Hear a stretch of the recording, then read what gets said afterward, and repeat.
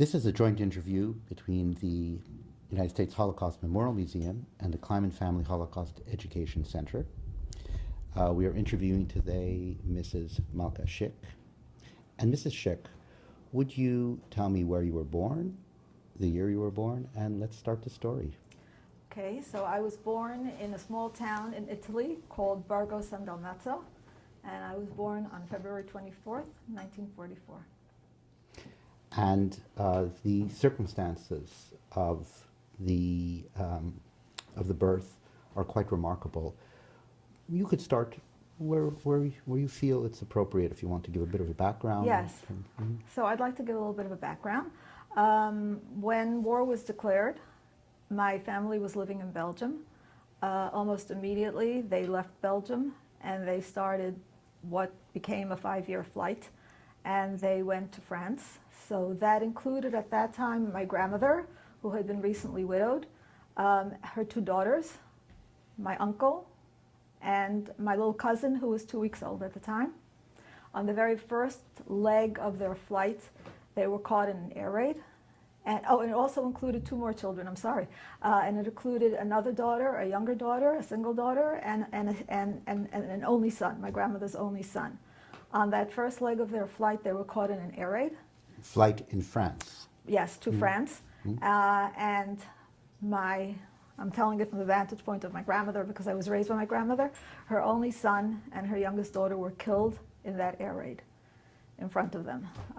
My grandmother never got over the loss of her son, especially. Her son was killed I think he died almost immediately. His leg was severed. My aunt said that in his last moments he asked for water, so she took the baby's bottle and she tried to give him some water. He died on the scene, and my aunt, after whom I'm named, I think survived for about a week. My grandmother was badly injured. They in fact wanted to amputate her arm, but my aunt wouldn't allow it. And my mother was also badly injured. The baby was untouched. My uncle had some minor injuries, and that was the beginning. That was the beginning. From that point on, they continued in hiding in France. They certainly were, foreigners, and they would be among the first to be picked up. They kept moving. There were times when the Gestapo came to the door and they had enough time to get away, and they just moved and moved and moved until I think they arrived in Nice, where I think they spent most of the time that they were in France. I think it was in Nice. And then they went to this little town near Nice called Saint-Martin-Vésubie. And from Saint-Martin-Vésubie on, I guess, September 8th, after the armistice was declared, that was the Italian zone. I have to make that clear. So that was the Italian zone. The Italian occupied zone of France. Yes, and that was a much safer place to be and So a we're much talking less dangerous place to be. 1942. 1942, going, I guess, into 1943. And in early September, when I guess the armistice was declared and the Italian army retreated or began to retreat, the Jews had to make a decision. There were about 1,300 Jews in this little area outside of Nice called Saint-Martin-Vésubie. And it was a fairly safe place, it would seem, for the Jews at that point. But once the Italians started to retreat and they knew the Germans would come in, the question was, what do? Do they follow the Italians? Do they stay? And so the decision for most of them was to follow the Italians and to go over the Alps, and go to Italy. As it turned out, by the time they got to Italy, it was too late because the Germans were in occupation of that northwestern part of Italy. They went into hiding. And I just want to read to you something about the description of that place in Saint-Martin-Vésubie, if you mind. Do you mind? Please. So in an article that deals with this particular area and the less dangerous aspect of life in Saint-Martin-Vésubie, this writer, and I'm quoting, writes, "You could hear Yiddish, you could hear French, you could hear Polish, you could hear Russian, you could hear any language, any European language you know, and people were standing in the street talking loud and nobody could touch them because the Italians were protecting us." This is in the Italian zone. This was fine. This was fine, and these were probably the best days of my life, this person writes, in terms of the Holocaust. I was 17 years of age. I think, in fact, this is Walter Marx at the time, and also my father was missing, and we were pretty comfortable. And when he describes what it was like to go over those mountains from France to Italy, to cross the Alps as they followed the retreating Italian soldiers, there were no roads. People were carrying children. People were carrying suitcases, which they abandoned after a short while. And we walked for 2 or 3 days until we descended on the other side. Just imagine what that's like. You know, my grandmother had a heart condition and was not well at the time. She made the trek. My little cousin was, by 1943, he was 3 years old. He was maybe 3 and a half. I was told, or as the story goes, my uncle carried him on his shoulders. So 2 or 3 days. My mother was pregnant with me. And these people walked 2 or 3 days to what they thought would be safety. And it turned out not to be the case at all. So by the time they came, it was late. Very interestingly, there were partisans and a fantastically wonderful Italian Jewish man named Enzo Cavaglion, who was involved in the partisan movement, his father, he and his brother. And they knew that the Jews were making this trek over the mountains, and so they actually came to the foot of the mountains and they met them there, and they probably enlisted the help of local priests and others because they knew that these Jews would need to be hidden, would need to be placed, would need to be helped, were tired, were hungry. How many Jews were met? 1,000, approximately 1,000 Jews were met. And Mr. Cavaglion, Enzo Cavaglion, who was a young man at the time, it was his father, Enzo Cavaglion, and his brother, who, and the father sent the 2 sons as part of the group that was going to meet these Jews as they came over the mountains. And Mr. Cavaglion, Enzo Cavaglion, told us an interesting story when we were there in 2001. He said that his brother was very Aryan looking, and he was blue-eyed, blonde, just very Aryan looking. And the first Jews who came over the mountain apparently got scared, and they started to retreat. And Mr. Cavaglion's brother, Enzo Cavaglion's brother, actually recited Shema Yisrael out loud to show them that he was a Jew, and there was no harm going to come to them from him. And then they started to come forward. So about 1,000 Jews. Almost immediately, the Germans, who had already occupied, at first, from what I read and what I understand, they wanted to put out some kind of declaration that all Jews had to come and register, but they felt that then they certainly won't come. And so it was changed, the language was changed to all foreigners. And of the 1,000 Jews who crossed the mountains hoping for safety, I think 360 approximately actually did go to sign. A very interesting thing that I'll read to you in a second maybe. About 360 signed, and of those, they were deported, and only 9 survived.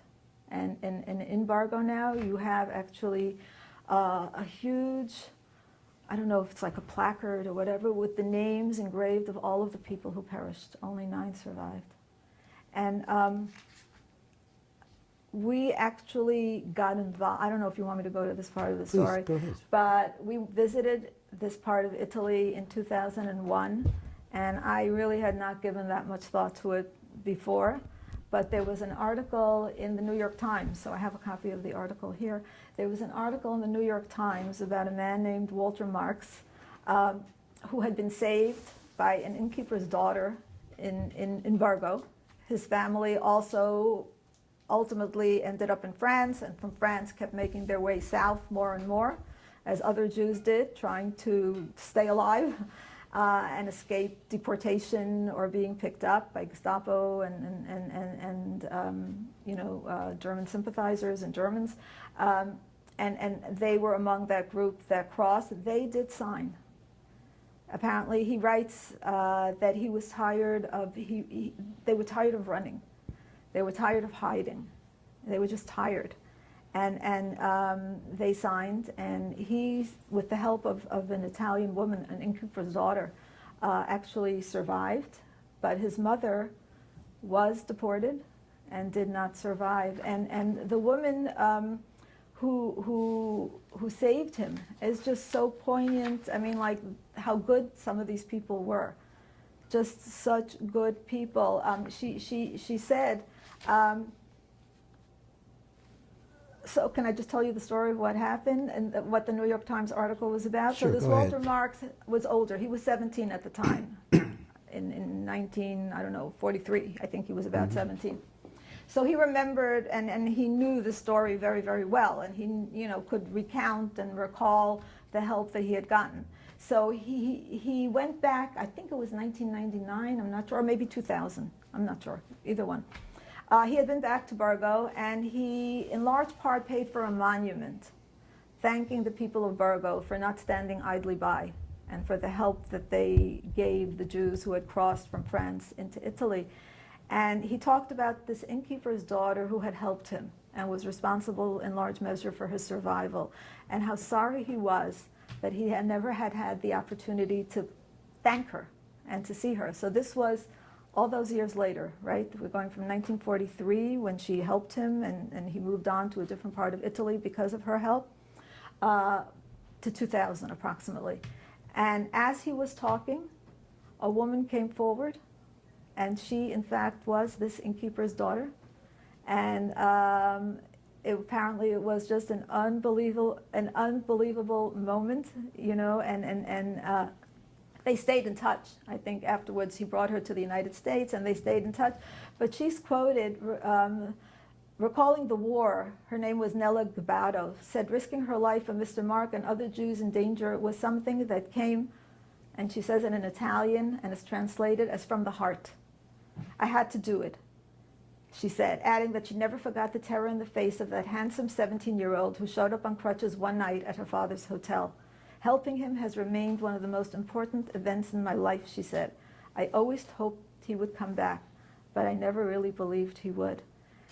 And then she said something interesting, because she also wanted to help his mother, but they had signed that, you know, that they were foreigners.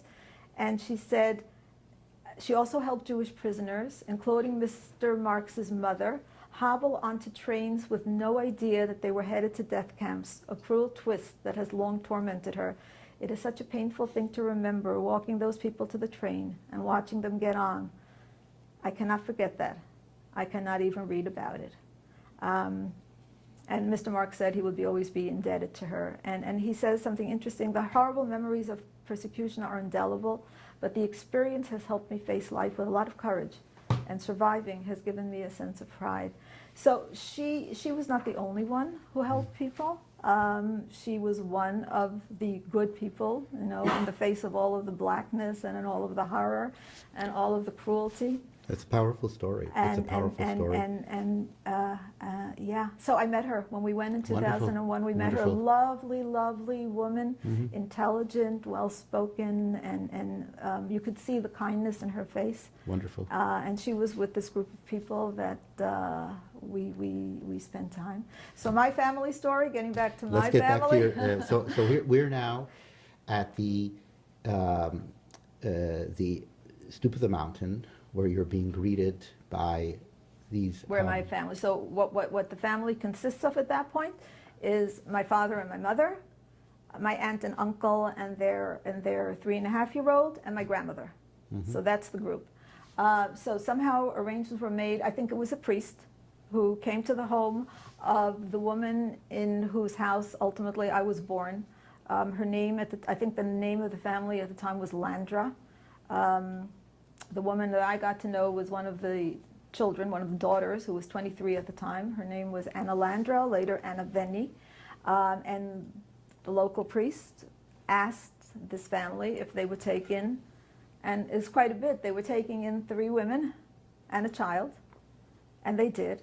And for the men, it was not safe. The men could not be housed in town with the families. So my father and my uncle went into hiding with the partisans. And they slept on the ground, and they had very little to eat. My uncle always used to say that if you had a raw potato, and there were other Jews there as well, by the way, if you had a raw potato and you didn't sleep on it, if you didn't lie on it at night, it was not there in the morning. And it might have been taken by another, I mean, they were just starving. My uncle developed terrible, terrible rheumatism from the dampness of just sleeping on the earth without any, covering, nothing shielding your body from the elements. They arrived in September of 1943, but they were there until the war ended in 1945. And all that time, they were on the mountain, the men. Well, my father didn't survive, but all that time they were on the mountain. So when I met so in 2001, after having read about Walter Marx's experience, that was the trigger for our visit to Italy. Because I read the article and I said, oh, Borgo San Dalmazzo, that's where I was born. And I would have left it at that. And my daughter said, my older daughter Shani said, oh, maybe they remember you. Maybe Walter Marx remembers your family. And the article indicated that he came from Roslyn, New York, so you had a neighborhood where you could try to locate him. And she went to the degree of calling him and asking him if he remembered. And he did, and he put her in touch with Mr. Cavaglion, and that was the beginning. And Mr. Cavaglion remembered everything. He had a wedding picture of my parents. He had my birth certificate easily, he could locate. And he actually found the family in whose house I was born, and then contacted us and told us that he located a woman in whose home I was born. And she remembered us, clearly, very well. I was the only baby born in Italy of this group of 1,000 that crossed the mountains. There were people born in France. They were children born in France. But of the group that crossed from southern France into Italy, I was the only, had the distinction of being the only baby born of that group. So she remembered me very well. And she told me when we went to see her, she told me that she knitted my first blanket, and it was like, for her, maybe understandably, more emotional in a way than for me. I was, like, I'm here, but, don't see me. And she was like, my bambina, and she hugged me and she kissed me, and like, I'm her little girl. She only has 2 sons, but I'm her little girl, and, and she remembered my grandmother, and she showed us a big pot that her mother used to make polenta, whatever, and to feed my little cousin. And she still had that big pot in a corner. Very religious woman. She had a big picture of the Pope on the wall, and very, by the way, respectful, because like, she wanted to be gracious, and we were coming to see her with Mr. Cavaglion and a whole group of other people. She had invited, the woman who saved Walter Marx was there, and she had prepared, clearly, some pastries and drinks. And by the time we sat down, they had removed the pastries from the table and put them in the kitchen, because clearly somebody had told her that we wouldn't be eating those pastries because they weren't kosher. So very tactfully and very respectfully, without any annoyance. You might be annoyed. I mean, like, it wasn't meat, it wasn't anything like that, but very, very respectful. And I began to get more of a sense of what it was like. I don't think I had ever thought of what crossing those mountains involved until they took us to the mountains. When you were, your memories of your mother and your grandmother speaking about that period. My grandmother rarely spoke about it. I heard more from my aunt. From your aunt. And I'll tell you why. Because, and that's why the larger context is important. This was one part of their flight. It was the last part of their flight. It was the last leg of their flight. But it wasn't the totality of their flight. My grandmother had already lost 2 children earlier. That, to her, was the seminal, tragic experience for her. And I was raised by my grandmother, and I heard always about her son and her daughter, and that's human nature. Like my father's murder,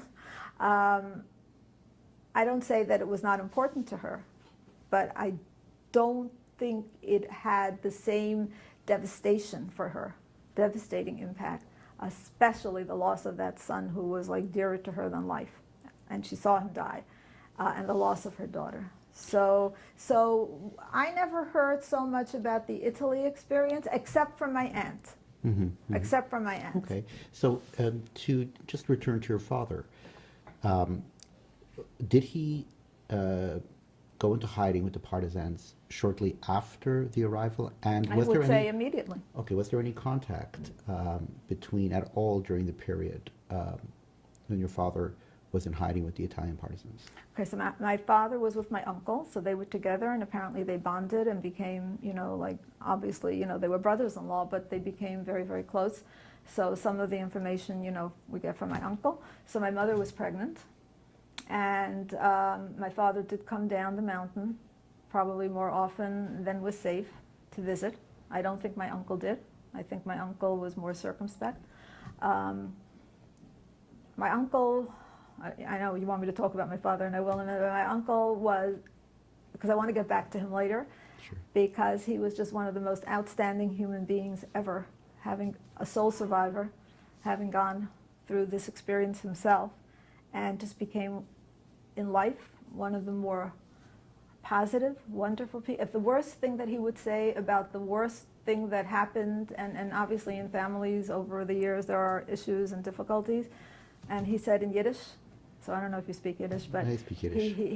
he would say, this is the worst, this is the closest to a complaint.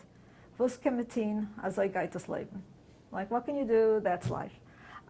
So he, I think, did not come down the mountain as much, even though he had a wife and a child. But my father did.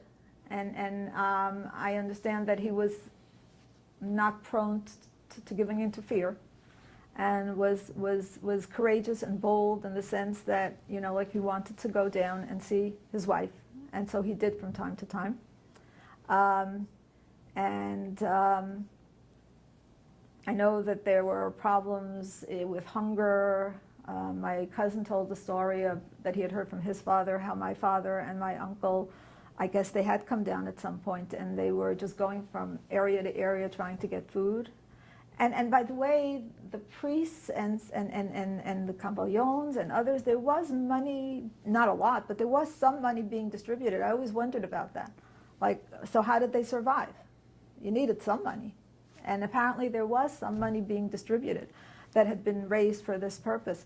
But my uncle and my father were going, like, trying to get some food, even willing to pay for it, and they were just having no success.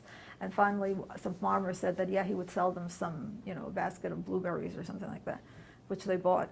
And it turned out that most of them were wormy, and my uncle apparently did eat them. Or I don't know that he ate the ones with the worms, but at least he was willing to pick through them, and apparently my father wouldn't, because he just wasn't going to do that. So I guess, like, he was a man who was going to do what he was going to do, and not be swayed necessarily by difficult circumstances in terms of dictating, like, what he was prepared to do and what he was not prepared to do. So he would come down and he would occasionally visit, even though he was often counseled against it. And ultimately I was born in the house of the Landra family, and they called a midwife. And ultimately what happened was that I was born at the end of February, and on April 14th of 1944, my father was coming down. He said he was going to go down the mountain, and he was going to visit his newborn child and his wife. And on that particular day, it seems that people told him not to go. My uncle always recounted that he told him, don't go. He pleaded with him, don't go. There were other people who said, don't go. And he went. And on the way down, as he was coming down, I'm not sure if it was a German patrol or a fascist patrol, because I'm not sure, what I heard. And whatever it was, he was coming down the mountain, and they knew that the partisans, were up in that mountain, and they shot and they killed him. And I was always told that they heard the shot in the house, and it was that close that they could hear the shooting in the house. And he was killed and murdered. And they apparently initially took his body because they were trying to find out who he was and who his contacts were and whether he had any identification on him. Whatever it was, they took his body, and it was the priest. So I don't know if it's this particular priest that was involved with our family, Don Raimondo Viali, who ultimately got righteous Gentile status. If he was the one, I think he was instrumental in getting the body back, which was no easy feat, and burying him. And again, it was a Christian cemetery, but there was a Jewish section. So I don't know whether they initially buried him just in the, anywhere, and then later reburied him in the Jewish area. I'm not sure. But ultimately he did end up in the Jewish part of the cemetery. And that meant that the women could no longer stay in Borgo San Dalmazzo because it was no longer safe, because they did make whatever connections. It was not safe for the Landra family, and it was not safe for my grandmother and my aunt and my mother and for me and for my cousin. So they moved on to an area called Demonte. And Anna, the woman that I met, who knitted the sweater or the blanket or whatever she made, she's told me that she tried, when possible, to go to Demonte and bring some food if she could, like to help out so that she didn't lose contact completely. How far was Demonte from the place of your birth? I just know that in one of the pictures, because I don't know that I paid so much attention to it, I don't think it was far, because you can see like at a crossroad arrows, and one points to Borgo and the other points to Demonte. Mm-hmm. So it was just like in the other direction maybe. I don't think it was terribly far. And there was a woman that we never were able to sort of make contact with, although I asked Mr. Cavaglion, but my aunt always spoke about a woman named Angela and how fantastic she was. And she obviously had to have been in Demonte, so they must have stayed with somebody named Angela in Demonte, who my cousin was just saying, I spoke to him earlier today, and he said, isn't that interesting that her name was Angela? Like my aunt described her as being an angel. So she was one other person who was helpful. And a lot of other people had experiences as well where the local Italians, at risk to themselves, at great risk to themselves, were willing to hide Jews, were willing to help Jews, were willing to extend themselves, were willing to share food, which was very, very scarce, and were really among the righteous Gentiles. Correctly, we focus on the horrors. Like I had a great uncle who survived the war and went back to his town in Poland after the war, and was killed by the townspeople after the war. He survived the war, and then he was killed when he tried to go back to the home that he had had. So you hear about all the horror, which it was just unimaginable and was just so pervasive. So when you hear these stories of the good people, mm-hmm. the little people, mm-hmm. The people who didn't get the big awards, the people whose names are not memorialized, and it's not that, you read about their heroics. I mean, they were the great heroes, Wallenberg, others. They were those heroes, even Schindler in terms of what he was able to accomplish in saving Jews.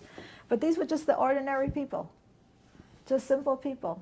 I've come to believe that the simple people are the best people, really. The ones who make the least splash. They don't do the great things, but they keep the world going by doing the good small things. And ultimately, that's what keeps the world going. Because how many people, do the great things? So it's the little people. So these were the little ordinary people. I met Anna. Although she has two very educated sons, and these are not backward people. They're just simple people. They're intelligent people. They're sensitive people. They're feeling people. And when we went in 2001, it was just amazing to meet these people. They remembered my father. They took me to the specific area where my father was killed, to the near a tree. We'll have a look at some of those photographs later, but just in terms of when you were in Monte, Demonte, what was the story from that point on? So I think they remained in Demonte, as far as I understand, until the war was over. Mm-hmm. My aunt also told the story, so I heard some of these stories from my aunt. I grew up on the Upper West Side of Manhattan, and I lived in an apartment building, and I was raised by my grandmother, and my aunt, my mother's sister, who was with them on the flight, we lived right next door to each other. So we lived in apartment 6-1, and they lived in apartment 6-3, and we were right next door. They ultimately had another child. But of the people that I had contact with, I never discussed the Holocaust with my mother at all. So there was no, information or recollection that comes from that. My grandmother's focus, she cried every day. One of the strongest people just one of the interesting lessons in life. She cried all the time. She didn't cry out of weakness. She cried because that's how she felt, and she wasn't going to, repress it. She was a really strong woman. But a lot of the information, my aunt was the one who was most willing to talk about the Italian experience. Mm-hmm. My uncle was reticent, and he was a sole survivor, didn't talk about anything.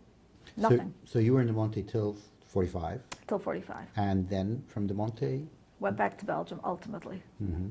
Ultimately. So you all went back to Belgium, and you were in My Belgium. mother stayed in Italy longer. I went back to Belgium with my grandmother. Mm-hmm. My aunt and uncle went back to Belgium. My uncle told one interesting story, also showing the goodness of some of these people, that the war was over and they wanted to go back to Belgium, and they really didn't have any money. So he was just walking aimlessly,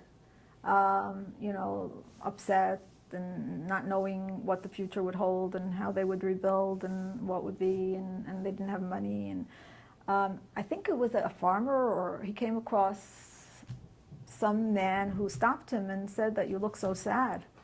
And, what is it? And he said, I want to go back to my country.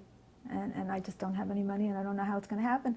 Apparently the guy just opened up his wallet and handed him some money. And my uncle said he took his name and his address, and then after the war, he sent him, he managed to repay him. Mm-hmm. But again, it was just a simple gesture, a heartfelt gesture. Mm-hmm. Like this lady who saved Walter Marx said, it was just from the heart. It wasn't rational. It wasn't that she thought to herself, well, this is what one should do, and because I don't think you would have done it if you were being rational, maybe. But it was from the heart. So you were in Belgium until when? Until I was 6, and then I came to the United States. Mm-hmm. Just thinking, no pre-K, de Blasio, everybody should have, and it is a good thing, but no kindergarten, no pre-K, no English, somehow, we managed. And then I was raised by my grandmother. So in 2001, after reading about Walter Marx, after making contact, we went back. I don't know that much about my father. The sad thing is that when we could have asked questions, we didn't. And now that we have questions, there's no one to answer them. So that's the sadness. So now when I want to know, there's nobody. I called my cousin this morning before you came, and there were just a couple of things that I was hazy about. And because he was a little bit old, he was 5 when the war ended, and maybe his parents talked to him and more about it, although it turns out not to be the case. So I called him and I said, there were 2 points that I wanted clarification on. And he said he doesn't know. He said, and there's nobody anymore to ask, so we don't know. So I knew a little bit about my father's family, and that interesting story that I think I mentioned to you once. In, I guess, my father was one of 5 siblings, and he came from a town in Galicia called Nisko. And the only one of, I think my paternal grandfather died also before the war. My paternal grandmother was killed was murdered in Treblinka.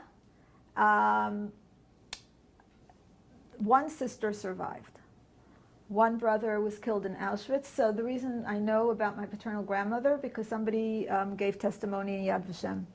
So when, records started becoming available and you did a search and we put in her name, and lo and behold, we were shocked to see that testimony had been given early on. So there was a record of her death.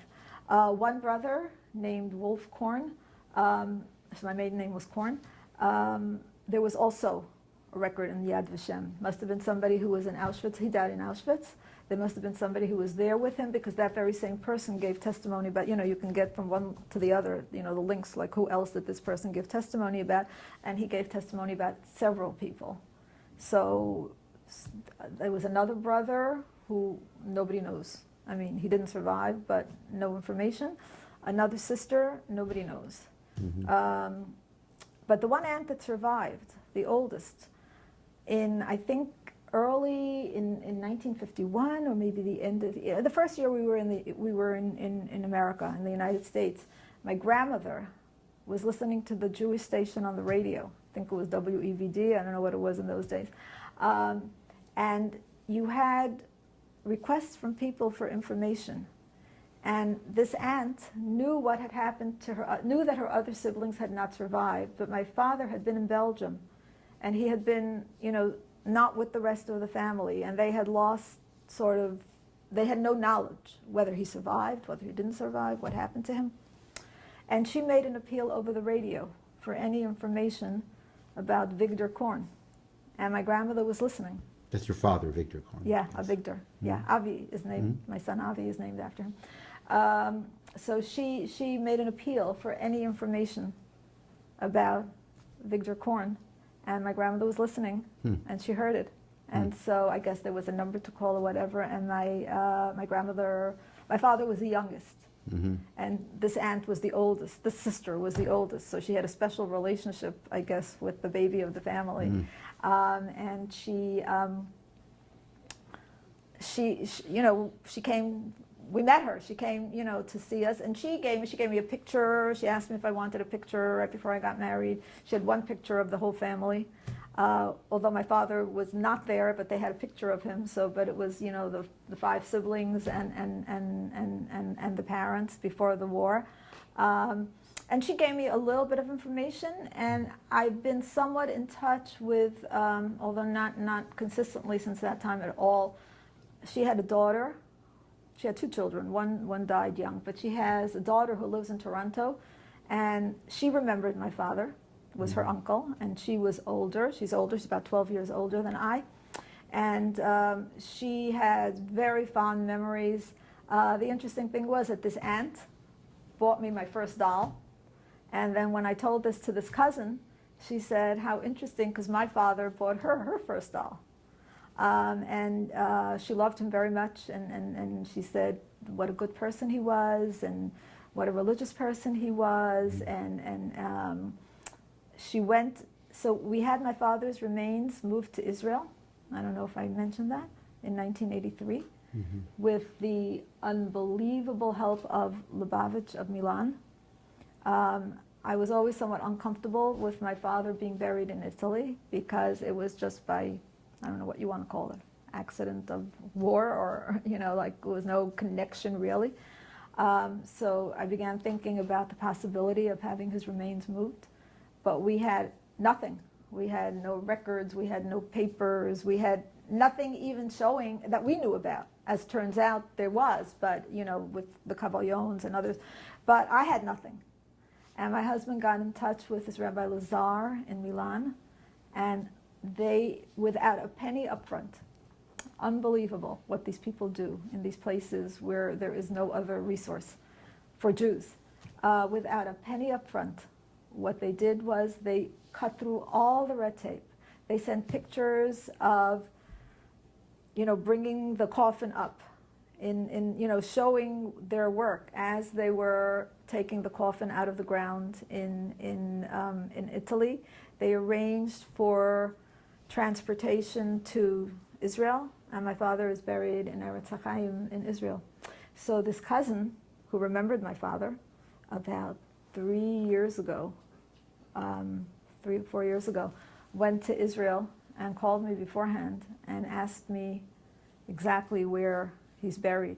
And I guess it was wonderful for him and for her because, you know, like they really knew each other, you know, like she, and then, you know, like afterwards she was very teary and told me like she's so sorry that I never knew him, and, you know, but she did know him. And she said it was one of the most emotional moments of her life when she went to his grave in Israel, in Eretz Chaim, you know, having remembered her as a beloved uncle and having known him. And so, you know, so that was... That's a remarkable and a very, very, very moving connection. Might I suggest that we take a break and then we come back and look at some of the photographs that have your father, Victor, in them. Sure. Thank you. Okay. 3. Okay, we're back.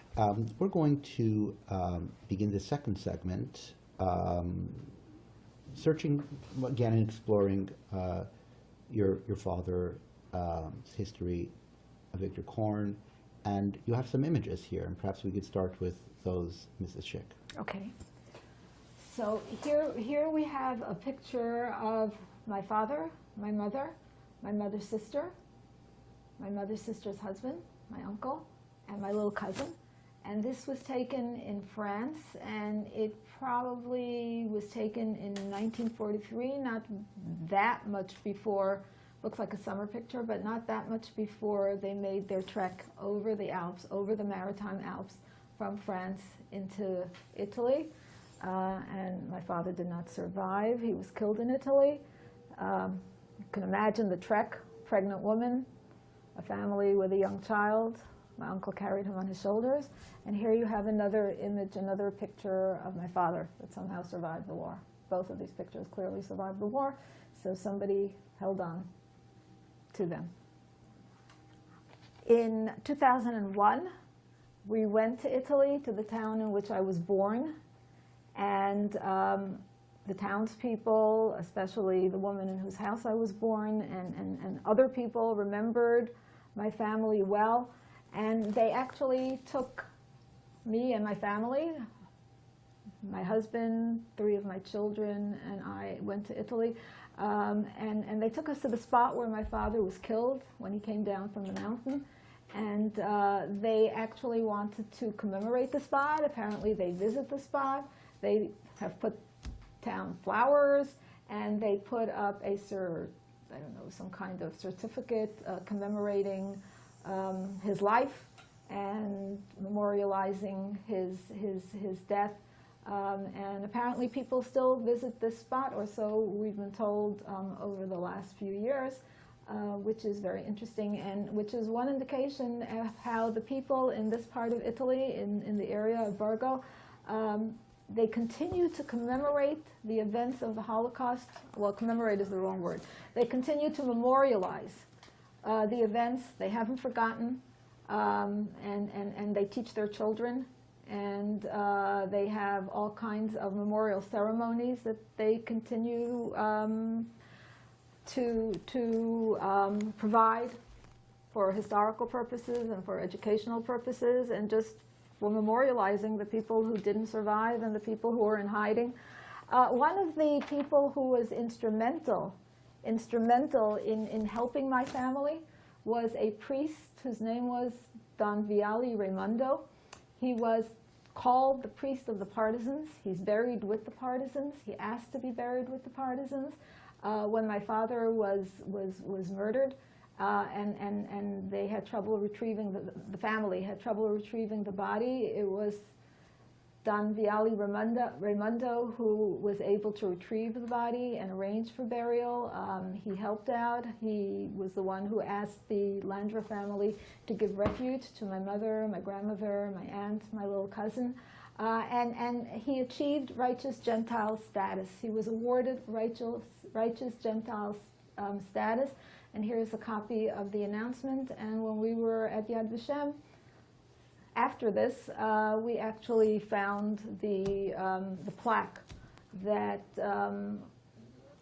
announces his righteous Gentile status and preserves his heroic actions, for posterity, and the help that he afforded Jews during this horrible time period. So apparently he gave considerable help at danger to himself. I read that he was imprisoned at one period, but that did not deter him. So really a very, very heroic man. Perhaps we can go into some of the images right now of the town where you were born. And this by, okay. When we went back in 2001, we went back to the house in which I was born. This is Anna Landra Veni. This is Mr. Cavaglion. And I was born in this room right here. So imagine the context. It's 1944. There's a war going on. The Germans are occupying. The Landras are sheltering a Jewish family. My grandmother, my mother, my aunt, my little cousin. I'm born. Great risk to themselves. They go for the midwife. And Anna Landra, Anna Veni, who I remained in contact with pretty much until her death a couple of years ago, subsequent to this visit, talked about how she knitted my first blanket and my first sweater, and the help that they tried to extend, and out of the goodness of her heart and her family's heart, and they saved our family. If we can just keep that photo there for a second, because that seems, in terms of a hidden space, that seemed pretty much open there with the windows. Do you have information on that? What I didn't say during the earlier part of the interview was that I don't know if this was true for everybody, and maybe it was true for everybody, but they all had false identity papers with Italian names. So our name was supposedly Cornelli. On my birth certificate, I have, if I ever have a crisis of identity, it is clearly because of the number of names that I have. It's Frometta, Amalia, Maria, Gabriella. And then the Malka is the only thing that remained, static and it remained the same. And now in my old age, I decided that Gabriella was pretty neat. And, like if I could do it again, that sounded pretty good. But when I was a kid, I was embarrassed to death. Like Frometta, Amalia, Maria, Gabriella, what kind of a name is that? But we all had false identity papers. So I guess if nobody talked to any of the family members who did not speak a word of Italian, and my grandmother basically spoke Yiddish, and maybe my aunt and my mother and my uncle spoke French as well. But I don't think it was a secret from the townspeople that we were there, and that we were Jewish, and I don't know that we were kept, like the Anne Frank family, out of public view.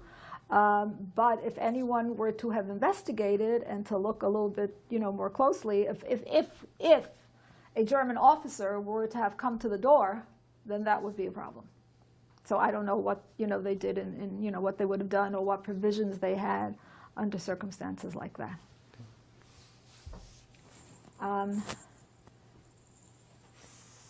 So we have some more pictures here. This is when we were leaving Italy in 2001. Again, this is Anna Landra. This is Enzo Cavaglion. This is a lady right here who saved Walter Marx. I have to say something about Enzo Cavaglion, because the Cavaglion family is a remarkable family. There are now 30 Jews living in Cuneo, which is a larger area surrounding Borgo. And I have to say that Enzo Cavaglion and his sons, even though they are not observant in the traditional way, they have kept, number one, Jewishness, Jewish identity alive in the area. There is a gorgeous, gorgeous 15th century shul which looks exactly, in Cuneo, which looks exactly like the Italian shul in the museum in Israel, in the Israeli museum. Stunning, with a gold oven coat, beautiful. He has the key. They are now using it more than they've had in the past. His son made a bat mitzvah that they invited us to. So every letter that he wrote to me had Beis Hey, Baruch Hashem, So not only did they do a tremendous amount to help people during the Holocaust, but just in terms of Jewish identity, just in case, just in terms of keeping the Jewish spirit alive. It all goes to Enzo Cavaglion. Was all it the Enzo credit. Cavaglion whose sons met? No, Was it that was Enzo and his brother. Enzo and his brother. Yeah, and his brother was the blonde, blue-eyed, Right. Aryan-looking person. So But- he met the 1,000 Jews that were Yes, coming over yes, the mountain yes. from And he the remembered Maritime Alps. everything about my family, everything totally clearly. Aha, okay. And his two sons now are also involved in memorializing and preserving Holocaust history and the experience of the Jews in Italy, and in particular the Jews that crossed from Saint-Martin-Vésubie. So, I mean, they've done they get tremendous credit, not only for keeping the spirit of Judaism alive in that area, and almost single-handedly, I think Mr. Cavaglion has done that, but in terms of keeping the memory of the Holocaust alive, never forgetting, educating the children in the neighborhood. I don't think I ever mentioned this, but we were there in 2001. Our interpreter told us that every child in the area is taken to, at that time, every teenage child, high school child in the area was taken to see Schindler's List. You wouldn't have a similar experience here. They memorialize the trek over the mountains every year. We have actually, I have some invitations that they sent to me. Every year they memorialize the trek that the Jews took over the mountains in a 5-hour walk they simulated. Obviously they don't go all the way.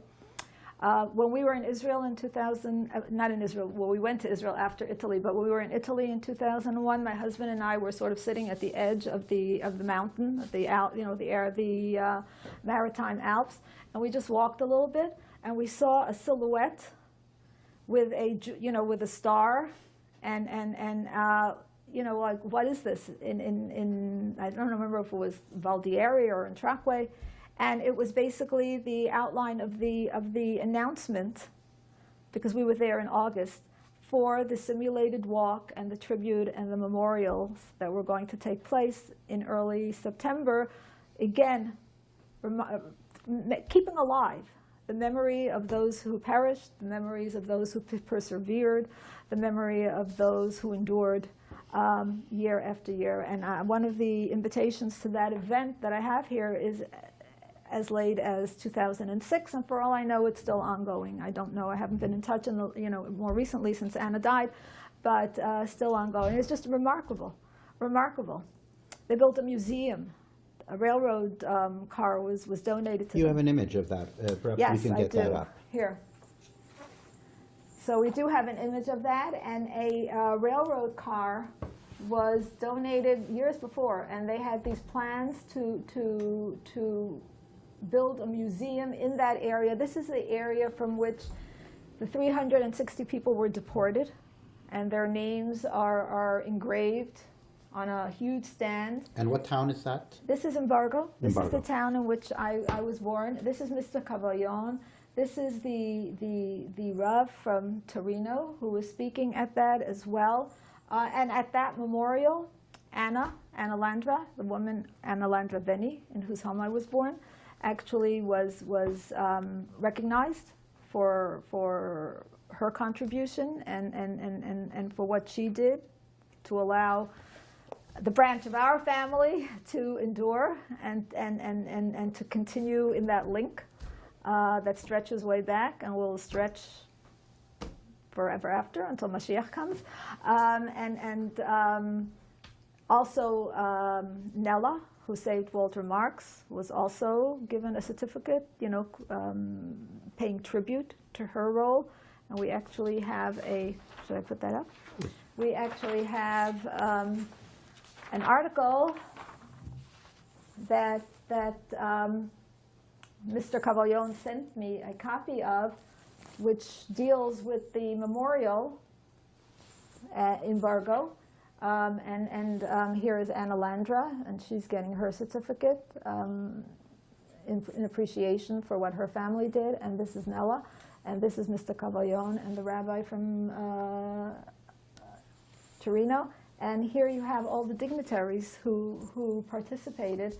And I was asked to come. I'm sure Walter Marx was there for Nella. This memorial and actually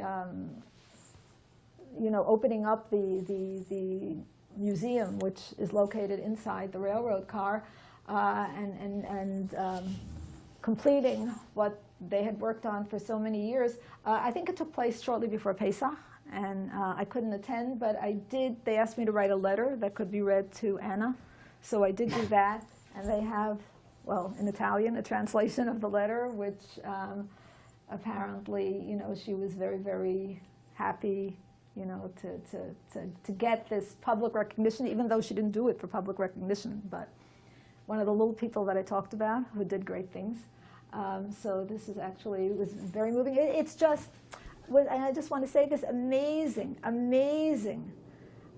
how much attention is paid to preserving the memory of what transpired during the years of the Holocaust to the Jewish people, and not only in terms of the aid that was given to them by Italians. I don't think it's to stroke their egos. It's just to keep it alive so that people don't forget. And I don't know if this works in this context, but in a way, I think at least what they're attempting to do, and I don't know if I should say this, works a little bit better than some of the Holocaust classes that are now taking place in some schools where it's being taught like history. I think I mentioned to you, Mm-hmm. I think that I mentioned to you that I was really taken aback in my school and a couple of years ago when a girl was just passing me in the hall and somebody asked her, "Where are you going?" And she said, "I'm going to Holocaust." And maybe I'm just too sensitive on the subject, and maybe, like if I were a generation or two later, I would look at it from her vantage point, but it sounded to me so clinically cold. I'm going to math class, I'm going to history, I'm going to Holocaust. So where do you get the feeling? And where do you get the connection? And where do you get the understanding that this is not your history of years ago, but this directly impacted you. These were your grandparents or your great-grandparents. This was an almost complete annihilation. At least that was what had been planned.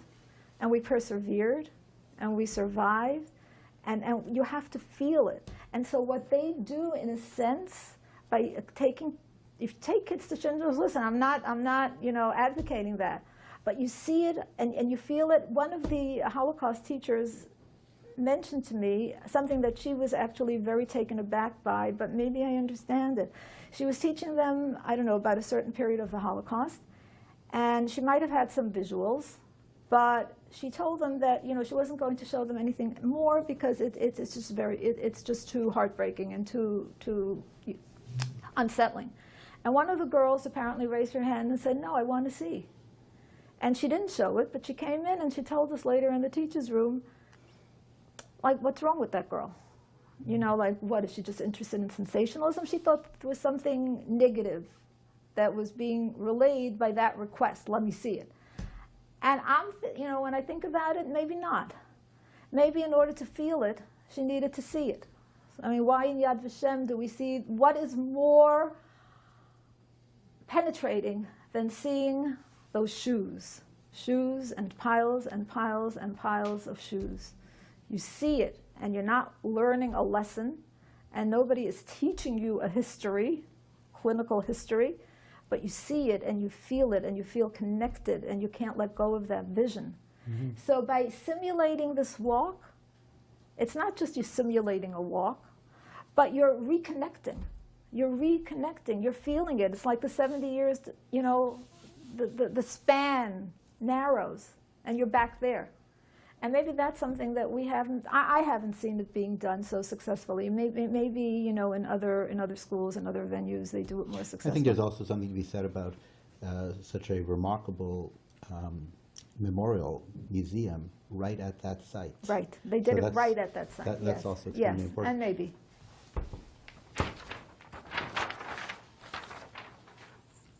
Walter Marx, because he was so grateful for the aid that had been expended on his behalf in, I think it was about 2000. I think basically paid for this monument to be put up in Borgo, thanking. There are two psukim from Tehillim, and then a description in the front and in the back of exactly what the people, the townspeople of Borgo did to help Jews. But here you have a monument thanking the people of Borgo for not standing idly by.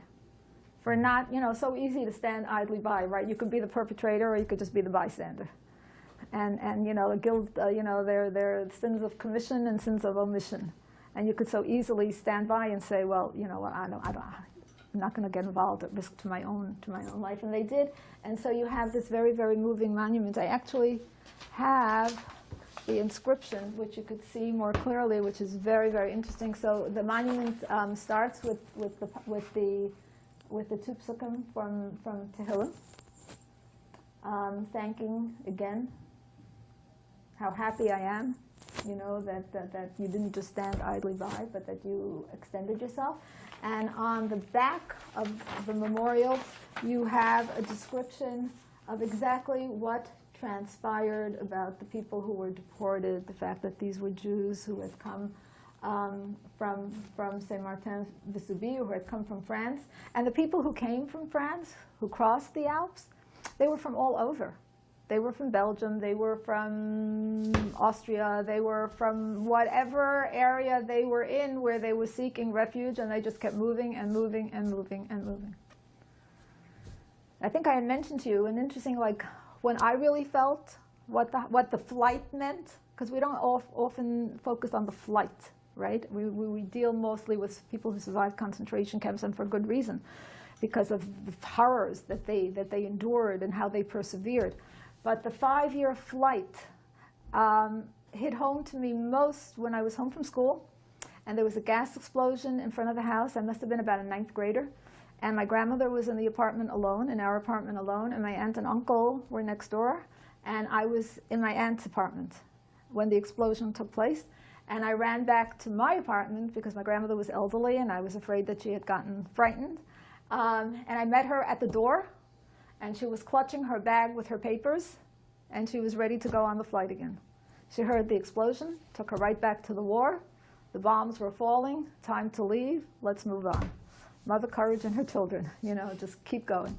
And that was the first, I was 14, that was the first that I got a sense. So it's interesting what makes you feel. It's not always the retelling of the story. It's sometimes something that's almost tangential, and then you understand. And so that was the first time that I understood. And this commemorates that.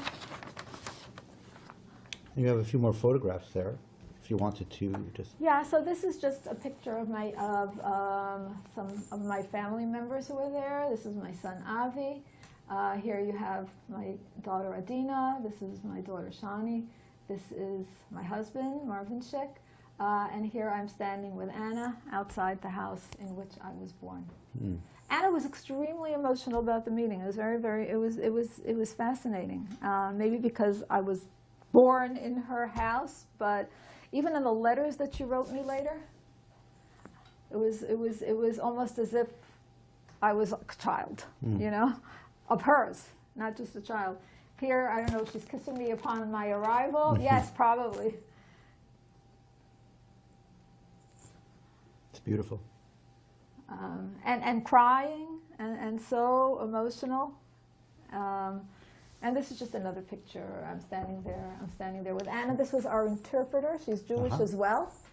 Lovely, lovely person. Shelley Mr. Cavaglion arranged everything for our time there so efficiently that it was unbelievable. He arranged for an interpreter. He arranged for a photographer. He arranged for a driver.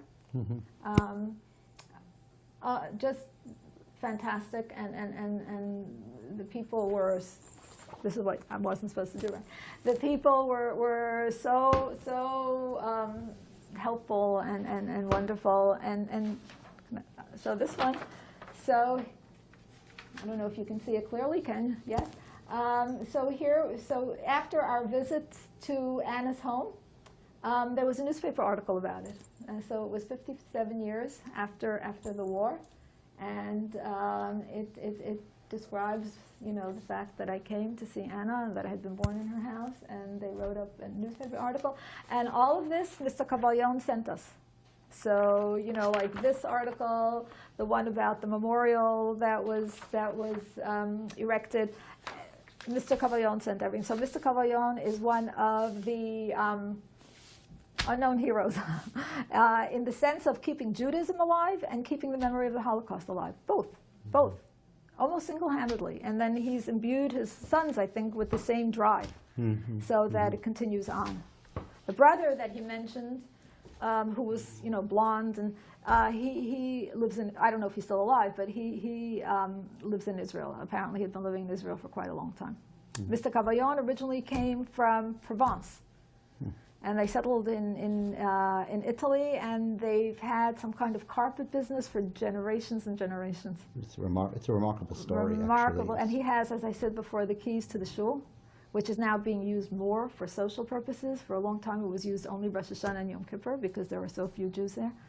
But he maintains that tradition. You know, just absolutely determined to keep it going, no matter how few Jews are there. And it's a wonderful connection for you because you're able to, in your own search for that memory, you're able to have a connection with him, and he is so instrumental in memorializing this for that region. Yes. I'm curious. You were a teacher at a Sarah Schneer elementary school here in High school in Borough Park, and you're currently a teacher at Weiss Yaakov. Right. When you speak to your students about the Holocaust, both in the Sarah Schneer and in the Weiss Yaakov, do you use you refer to your personal story? So in neither Weiss Yaakov nor Sarah Schneer did I refer to my personal story. But what I did do in Sarah Schneer, which at the time actually was extraordinarily effective, much more than I thought so. At Sarah Schneer I taught 11th and 12th grade. I had an 11th graders in terms of language arts, which is what I taught. It's basically a survey of American literature. And this particular class that I was teaching was not terribly interested. And I was just trying to regain their interest, and I felt that, okay, so maybe we'll just move away from American literature and we'll do a unit on the Holocaust. And what I had them do, I didn't teach them. I didn't, you know, get up there and cite facts. I divided them into groups. I gave them a list of options in terms of what they can research, what they can do. And what they did was absolutely phenomenal. One group put out an underground newspaper as if it had been put out during the Holocaust. Unbelievable what they did with burnt edges. Another group had a speaker come in, and now it's been done, but this goes back quite a while. I haven't been teaching in Sarah Schneer for 23 years, so we're talking about quite a while ago. One group brought in a woman, a survivor, and before she did anything, she told them to take out a piece of paper and a pencil, and she told them to start making dots on the paper. And then after 5 minutes, you know, like she stopped them and told them to count the dots. And then she said, now imagine if you were to make 6 million dots, how long that would take, how much paper it would take, how it would look. And they felt it. And some of them zeroed in. There were groups of 3 or 4. A couple of girls opted to do the research on their own and their presentation. What I wanted from them at the time was a presentation in front of the group so that you were educating the group about what you had researched and what you were presenting. There were visuals involved. And I wanted a short written report for me. And it was just mind-boggling. It was just an experience that you know, I haven't thought about in a long time. I almost had forgotten about it. But it was unbelievable the impact it had. Because they researched different things. They did Sobibor. One group dealt with Sobibor. One group dealt with the Warsaw Ghetto. One group actually picked one child, one person, not a character, but one person, and traced what happened. You know, they were able to get information and traced what happened. They did phenomenal work, and they put their effort into it. And I think that gave them a deeper understanding and a deeper connection than any kind of lecturing could, or any kind. And no, I did not tell them my story. No. That was my question to you. Right. You No, didn't tell them your no, I story. did not tell them my story. So now when I teach at Beis Yaakov, the only time I actually bring it in is when I teach Lord of the Flies.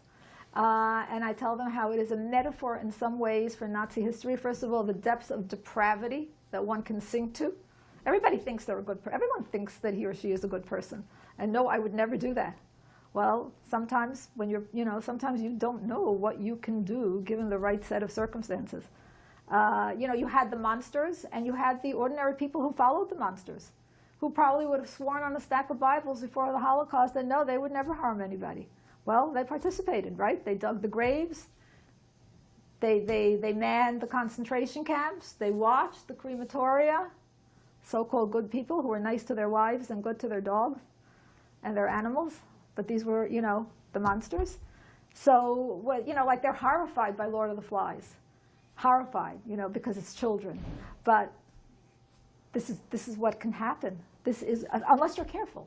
And the whole point that Golding makes, I think, is be aware of the kind of behavior that you can find the abyss you can find yourself falling into.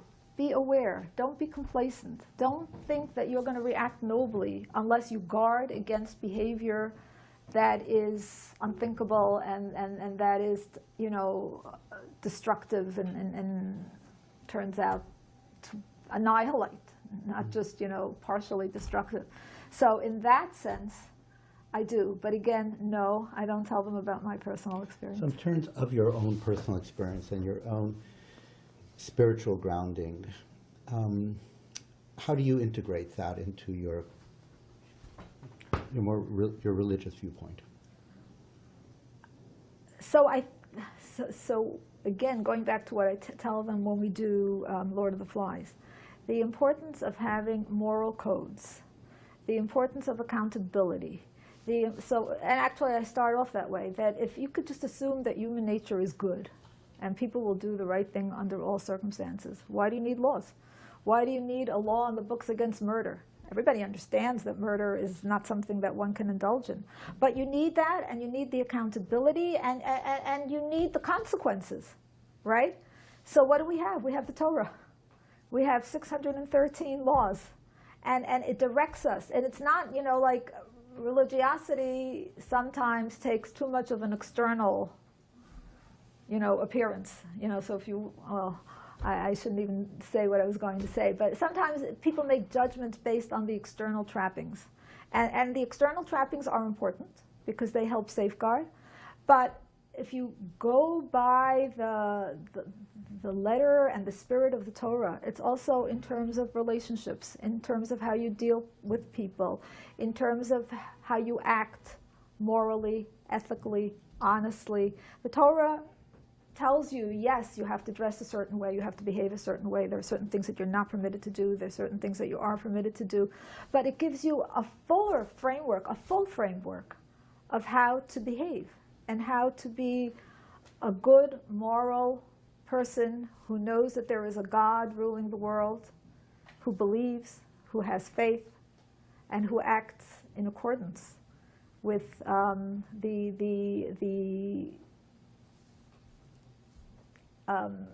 don't know what the word is exactly, who acts in accordance with what it is that is desired of us as good from fully believing Jews. And I think in that sense, and of course, the fact that Jews will always survive, Netzach Yisrael.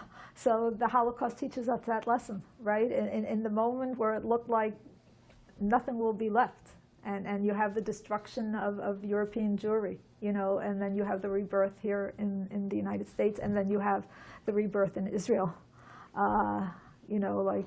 even more significantly, in from my perspective. I have a fantastic love of Israel, and that is the fulfillment. So from so even religiously, the survival the ability to overcome, the ability to persevere, the ability to engage again in Torah and learning and religious belief and fervent desire to fulfill the commandments of the Torah. All of that points to the eternal nature of the Jew, and that the Jew will continue on, and the Jew will overcome, and the Jew will not succumb, you know, and that is part of my religious grounding. And certainly my love of Israel comes from that also. Yes, I fervently believe that we need a country of our own. Yes, that if all else fails, you have the state of Israel. And if that, God forbid, you know, should that ever be endangered, at least you are there. At least you are there. So all of that, I think, is part of, you know, my reaction to the Holocaust, to how it impacted me, and you know, like, I firmly believe in orthodoxy, and I firmly believe that if you follow its dictates, not only does it make you a person that will learn Torah and perpetuate Torah, but it will make you a person who will live well and will live in accordance with the highest standards. And that is what our religion gives us. It gives us the framework. It gives us the foundation. It creates the barriers. They're very important. One of the things I teach my students when we do Lord of the Flies, going back to Lord of the Flies, is it's very easy to breach that first taboo. That's the one. You breach the first taboo, and then you breach the next one, and it becomes easier and easier, and the stakes get, you know, higher and higher, and okay, you can do, you know, like, you start off with the little things, and then it just mushrooms. So you need the guidelines, you need the barriers, and basically that's it. One story I didn't tell you was my reaction, which you said that maybe my grandchildren, which I mentioned to you before, which you said that my grandchildren might, and I don't know that I'm so comfortable dealing with things that I usually don't talk about, but I suppose at least Avi and the others, because it was a result of the bar mitzvah that my son Avi made. I've been pretty much the kind of person for a long time that just put things aside, you know, like, did what I have to, and I really didn't, you know, like, emotionally talk about the Holocaust or my experiences, very, very rarely. But I had an interesting reaction to my son made a bar mitzvah 3.5 years ago. So subsequently he's made a second bar mitzvah, but that was the first. And he spoke about my father and about how we survived, and, you know, and the link continues. And I didn't realize that I was reacting emotionally, because at that point I was listening. But that night, I actually had, I don't know, like, it was a strange experience, and I dreamt about all of my family members who are no longer alive, which is most of them, and even my father and my grandmother and my aunts and uncles, and, you know, like, everything. And those that I hadn't met, the two who were killed, the aunt and uncle who were killed. And I woke up, and, like, my face was wet with tears, and it was just so, not me, first of all, and it was just so shattering in a way, but maybe liberating in a way, and it was all a recognition of, yeah, we survived against tremendous, tremendous odds, but we did survive, and the link continues. And the link will continue through the children and the grandchildren, and hopefully their children and their grandchildren, and the Jewish people will survive no matter what. And it's because we have a Torah, and because we have belief, and because we have emunah. So even in the darkest moments, we strive to survive and to continue. Thank you. And we don't give up. Thank you so much, Mrs. Schick. Okay, Thank Michael. you.